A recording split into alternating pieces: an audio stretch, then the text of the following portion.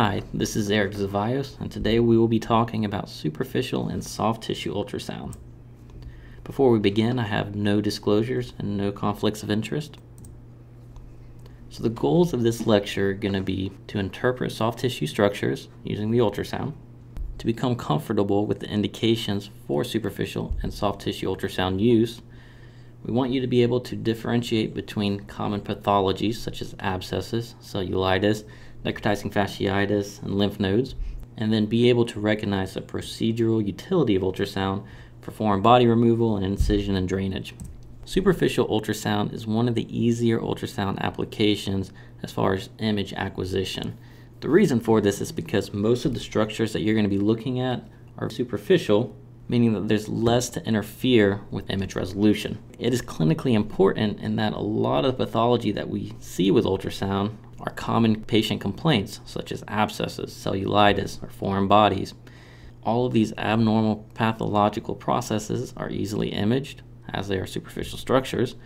The ultrasound also allows us to guide therapeutic procedures, eliminate unnecessary procedures, and as always, it avoids that unnecessary radiation exposure. Now, similar to the other examinations, we want to view all structures in two planes. We want to scan slowly and identify all structures, not just the structure of interest, but also the surrounding structures. As you begin to practice with the superficial ultrasound, you're going to find that very fine movements make a large difference, so handling of the transducer is highly important. One of my recommendations when I'm teaching this is that while you're scanning, place either your ulnar prominence or your small finger very lightly on the patient as an anchor point. This way, you have a relationship to how far you're moving the probe in one direction or another. This is particularly important when you're attempting to identify those adjacent structures. Now, often the areas that you're imaging are painful areas, such as cellulitis or abscesses, so pain control is essential in order to have that patient cooperation. And always begin scanning away from the area of interest. This way you have the chance to look at the normal anatomy, and as you approach the abnormal area, you can then readily appreciate the abnormal. Now, the clinical indications for ultrasound are numerous. Today we'll be talking about specifically skin infection evaluation, foreign body evaluation and removal, and the lymph node evaluation. As you can see at the bottom, musculoskeletal applications such as tendon evaluation, arthrocentesis, and nerve blocks. This is one of the newer areas of research and interest with ultrasound that we won't be talking about today, but that definitely fits into the superficial and soft tissue ultrasound component. Now, talking specifically about the soft tissue infections, the main goal is to be able to distinguish the difference between cellulitis from abscess. You then want to be able to localize the area of the abscess, be able to assess for its depth, its size, the proximity of the abscess to other nerves or vessels. It can also help you in performing incision and drainage, as well as ensuring adequate drainage after you have performed the procedure. So why use ultrasound for soft tissue infections? Well, clinical finding is often misleading, specifically when trying to differentiate between an abscess or cellulitis. Abscesses can be very small or very deep, making the physical examination difficult and often insensitive. This ambiguity of clinical findings can often lead to unnecessary procedures or undertreatment. Ultrasound is highly accurate in both the detection of the abscess as well as the differentiation between cellulitis and abscess. Now, looking at the literature specifically for superficial ultrasound, back in 2005, Squire and company looked specifically at the utility of emergency ultrasound in detecting subcutaneous abscess. And then they compared the ultrasound examination to the clinical examination. And as you can see here, the ultrasound examination was both more sensitive and specific when compared to clinical examination alone. Now, the next question is, does this have any effect on the way that I practice or manage my patients? And this was looked at by Tyal and company, where they evaluated the effect of diagnostic soft tissue ultrasound on the management of ED patients who presented with clinical signs of cellulitis. In this article, ultrasound changed the treatment plan in over half of the cases, in 56% of the cases. Of the groups who the physician believed did not need incision and drainage based on physical examination alone, 48% of those received incision and drainage after ultrasound evaluation was performed. In other words, that's approximately half of these patients who would have been undertreated or not appropriately treated for their infection. On the flip side, For the group who the physician believed needed incision and drainage, 36% of those did not need incision and drainage after ultrasound evaluation. That's approximately a third of patients who would have had an unnecessary procedure performed if not for the use of ultrasound.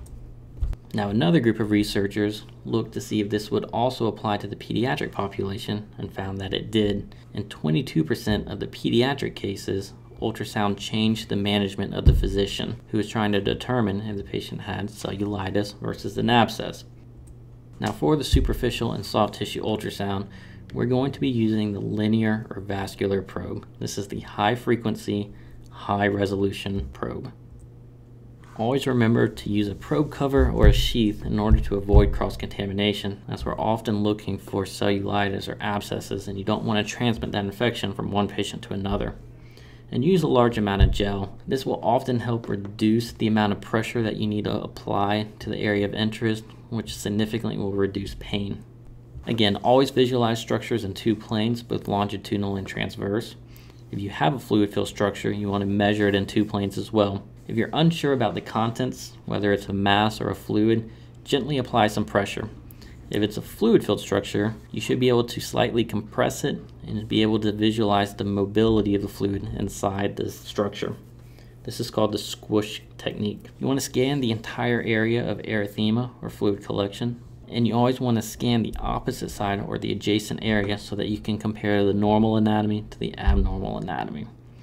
Now, the use of Doppler becomes helpful in this examination in order to be able to separate vascular structures from abscesses or lymph nodes. Now, one of the special techniques for superficial ultrasound is what we call the water bath. And you place a patient's hand or foot into a container full of water. This water will act as a medium, much like gel does, and allows for the transmission of your ultrasound waves.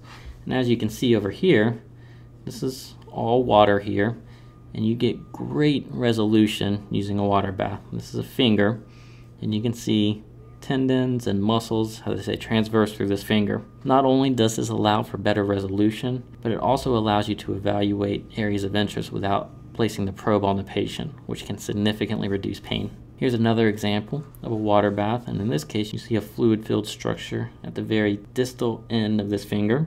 And this is a representation of a felon infection, or a small abscess in the distal portion of the finger. Now, before we start talking about the abnormal pathologies, it's important to know what normal anatomy looks like. Now, the most superficial structures are going to be your dermoid layer, your epidermis, and your dermis. Now, ultrasound is not going to be able to differentiate between these two. You're going to simply see a hyperechoic or bright white line on the superficial portion of the ultrasound machine. Now, right below the dermoid layer is your subcutaneous layer, which is composed of the fat, fascia, muscle, and vasculature. Now, the fat is going to be hypoechoic or less bright than its surrounding, and it's going to be traversed by irregular strands of hyperechoic connective tissue. The fascial planes, which separate the fat from the muscle, are going to be very brightly hyperechoic. Muscle is going to have a striated appearance, and lymph nodes are going to be circular structures that have a hypoechoic rim with an echogenic center. Within the fatty layers, you're going to see vasculature, which are anechoic, circular, or tubular structures. And then bone is going to look brightly echogenic because of its cortices, as well as its dense acoustic shadow artifact. Here's a pictorial representation of the normal anatomy. So on the left side, the most superficial structure is going to be your dermoid layer, which is that thin, more hyperechoic linear structure.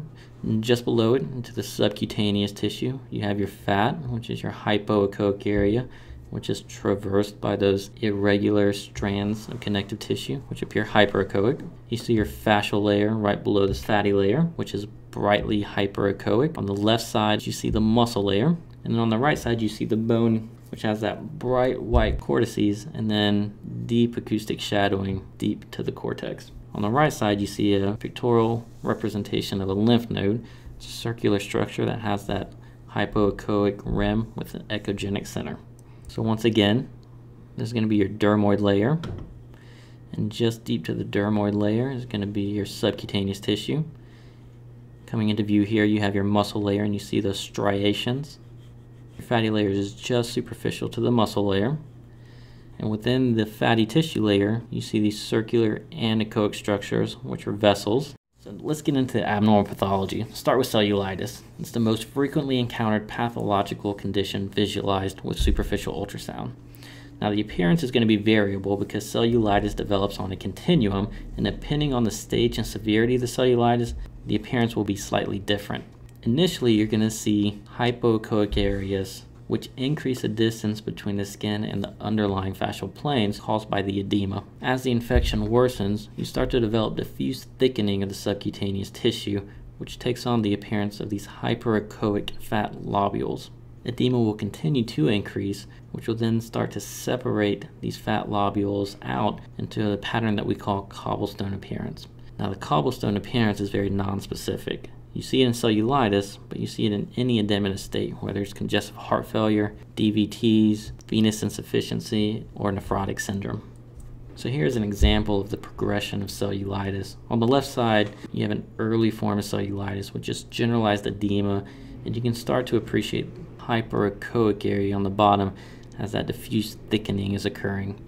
You then start to develop a little bit of separation of those fat lobules, as you can see in the middle picture. And then you eventually progress to this cobblestone appearance where you get the separation of the fat lobules secondary to the edema. So here's an example of an early cellulitis. You can start to appreciate a little bit of edema superficially, and again you get this hyperechoic inflammatory changes of the fat lobules. This will go on. As the edema increases, they will further separate these out into your typical cobblestone appearance. Now, necrotizing fasciitis is the extreme form of soft tissue infection. It's the rare life-threatening infection involving the subcutaneous tissue, fascia, and muscle layers. Now, similar to the cellulitis, you're going to get those hypoechoic fluid collections, but in necrotizing fasciitis, you're going to get distortion of the fascia as well as the appearance of gas. Gas is going to have that bright, echogenic appearance that gives you that dirty posterior acoustic shadowing. Back in 2005, a group of emergency physicians utilized the ultrasound to aid in the diagnosis of Fournier's gangrene, which is a subtype of necrotizing fasciitis, and they found that subcutaneous scrotal gas was found in 100% of emergency patients with Fournier's gangrene. So here's an example of necrotizing fasciitis with ultrasound. You have your typical cellulitic appearance over here on the left side, but over on the right side you start to see the introduction of air into the subcutaneous area. It's represented by this hyperechoic bright line and this dirty posterior acoustic shadowing. Now, similar to cellulitis, abscesses will also have variable appearances similar to cellulitis based on the continuum of its development. Usually they're going to be spherical or elliptical shaped. They are most commonly hypoechoic to the surrounding tissue. However, the interior may contain septae, gas, or other debris, which will give it an isoechoic or hyperechoic appearance. Abscesses are usually surrounded by edema, but it may also be encapsulated with no edema surrounding it. Now, the motion of the fluid within the abscess may be induced with transducer pressure, which again is called the squish sign, and Doppler may show increased blood flow around the mass, secondary to that increased inflammation. Here are a few examples of abscesses. On the left side, you can see a very small portion, which is hypoechoic or anechoic, surrounded by echogenic material, which is likely debris or pus. On the right lower hand side, you can see the circular abscess, and then you can see those brightly echogenic areas in the deepest portion of the abscess, which represent air with that dirty posterior acoustic shadowing. So in this example, you can appreciate a fluid-filled structure, and as I squish it, you can see a little bit of motion of that fluid within this area. And once again, right here is your circular structure, fluid filled. You have some echogenic material within the middle of it. And this is an abscess. A few imaging tips. Use plenty of gel to limit the direct pressure on painful areas. Always have the opposite side or adjacent area for comparison.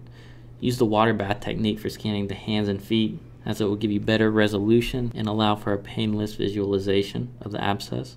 Looks for your squish sign, and pay attention to the depth in the surrounding structures, particularly vessels.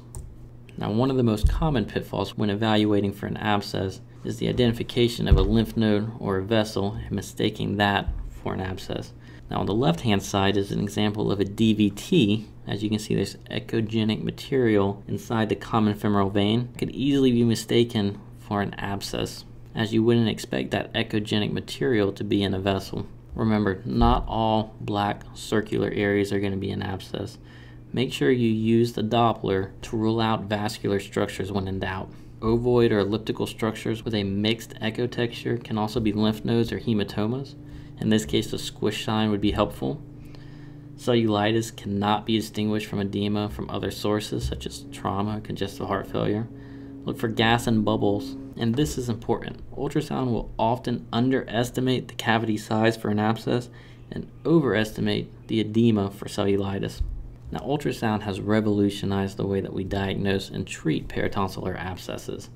Just like other abscesses, they develop on a continuum, starting off as a tonsillitis, progressing to a peritonsillar cellulitis, and lastly forming that peritonsillar abscess. Depending on the stage of development, they're treated differently. Peritonsillar abscesses are either aspirated or drained, and peritonsillar cellulitis is simply analgesic and antibiotics. The clinical differentiation between a peritonsillar abscess for a peritonsillar cellulitis is often difficult depending on the severity, because your hallmark signs such as your hot potato voice, trismus, halitosis, and fever can occur in either the cellulitis or the abscess form. Prior to the utilization of ultrasound for peritonsillar abscesses, if a patient had a suspected abscess, then a blind needle aspiration would be performed. The problem with the blind needle aspiration is that the complications, such as a vascular puncture or parotid gland puncture, are not all that uncommon, and the false negative rate is approximately 10 to 24%. To visualize a peritonsillar abscess, we use the high-frequency intracavitary probe. Again, we cover it with a sheath or probe cover, and it's always helpful to have a pre-application of topical anesthetic spray for patient comfort. Now, the relationship to the carotid artery to the abscess is of utmost importance. Generally, it's located posterior lateral to the tonsil and usually within 5 to 25 millimeters of the abscess. Sonographically, the internal carotid artery is identified by its anechoic and tubular shape. Now, normal tonsils are going to be oval in structure, and they're going to have a homogeneous low-level echo texture, usually going to be within the range of 10 to 20 millimeters. Peritonsillar cellulitis, you're going to start to get that inflammation and swelling of the tonsil, so it's going to be larger than 20 millimeters, and you're going to start to have this striated or cobblestone appearance. And then your peritonsillar abscess, you'll have your typical cystic appearance that you would expect with an abscess. Now, here are a few examples of the difference between the peritonsillar cellulitis and abscess. On the left upper side, you see a slightly enlarged gland, which is beginning to have mixed echo texture. And then on the bottom left and on the top right, you start to get the introduction of edema or that hypoechoic appearance. And then on the bottom right, you have your typical appearance of a cystic structure sitting inside your gland. Now, ultrasound is very sensitive for the detection of both a peritonsillar cellulitis and a peritonsillar abscess. It also allows for real-time incision and drainage of your peritonsillar abscess. And again, here's an example of your peritonsillar abscess. As you can see, there's that fluid-filled cystic structure with mixed echo texture and internal echoes. So next we'll talk about foreign body evaluation with the ultrasound. It's a common complaint. Foreign bodies come in various shapes, sizes, and materials, including wood, glass, and metal. Foreign bodies are often difficult to detect by physical exam alone, and depending on the type of material, may even be difficult to detect radiographically. The advantages of ultrasound is that you can detect both those radiolucent and the radioopaque materials. Ultrasound is accurate in determining the size, depth, and as you look at the foreign body in multiple planes, you can start to develop that 3D structure of the material. It also allows for visualization of nearby structures, such as tendons, arteries, and bones, and then allows for guided localization and removal of the foreign body. Now, the ultrasound characteristics are going to vary depending on the material makeup of the foreign body.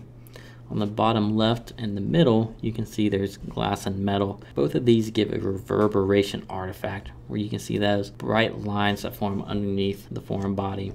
In contrast to plastic or wood, which is going to give you a dark posterior acoustic shadow, as you can see on the bottom right side.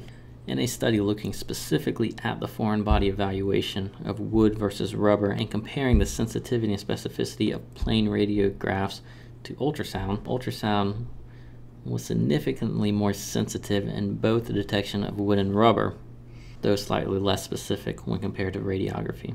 Now, when doing the foreign body evaluation, the exact characteristic is not important. What is important is the evaluation of the surrounding structures, the depth of the foreign body, and for surrounding signs of infection. So in this example, you can appreciate a foreign body coming in about 45 degrees through the subcutaneous tissue right here.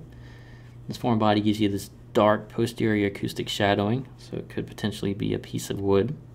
And you can see it traverses this fascial plane right here. Here's another example. You have bone right here, and as you scan through, you start to see this pinpoint foreign body right here. Now it gives you that reverberation artifact that we were talking about before, which is common of metals and glass. Now ultrasound is also used for direct localization and removal of the foreign body. So going back to our previous foreign body examples, here's our foreign body, and as you can see the physician coming in with the forceps right here, and he's able to directly visualize the foreign body. He's able to visualize himself grabbing the foreign body, and then you can see all the foreign body is removed. And looking at our second example, there's your foreign body right there with your reverberation artifact. Your forceps coming in, and he's able to remove the foreign body. Lastly, we're going to talk a little bit about lymph nodes. Typically, lymph nodes are going to have this circular or ovoid shape. They're going to have a hypoechoic outer rim with a echogenic or hyperechoic hilum. Typically going to be less than 2 centimeters in diameter. You're going to have smooth, regular borders, and blood flow should enter through the hilum. Now, ultrasound can be utilized to differentiate between malignant and non-malignant nodes. However, we're not going to dive into that today. And here's another example of a lymph node. Again, you get these circular structures that have this hypoechoic rim and an echogenic center. So in conclusion, ultrasound is highly sensitive for the evaluation of superficial structures and eliminates unnecessary procedures by being able to differentiate an abscess from a cellulitis, and also eliminates the potential for undertreating a patient. As we saw through the journal review, ultrasound has the potential to change management dramatically, and it also allows for real-time evaluation and management of patients, whether it be incision and drainage or foreign body removal. If you have any questions, please feel free to contact us at eusacademy.com or email us directly at mattlionmd@gmail.com. Thank you.